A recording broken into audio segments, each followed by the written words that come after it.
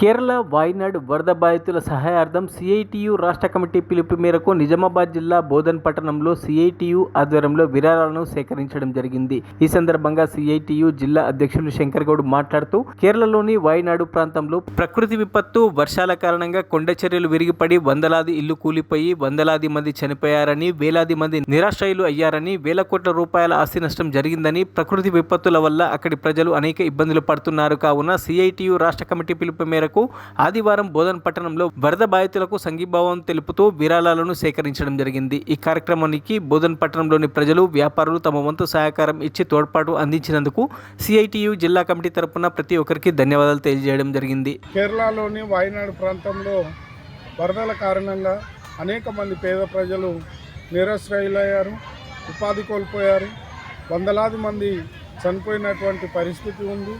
తమ బంధువులని, పిల్లలని, తోటివారిని కోల్పోయి అనేక మంది ఇబ్బందులకు గురి అవుతూ ఉన్నటువంటి పరిస్థితి ఉంది. అందుకు సంఘీభావంగా సిఐటి రాష్ట్ర కమిటీ పిలుపు ఇచ్చిన మేరకు బోధన్ పట్టణంలో సిఐటిగా వ్యాపారవేత్తల నుండి అట్లాగే ప్రజల నుండి నిధి సమీకరణ చేయడం జరిగింది.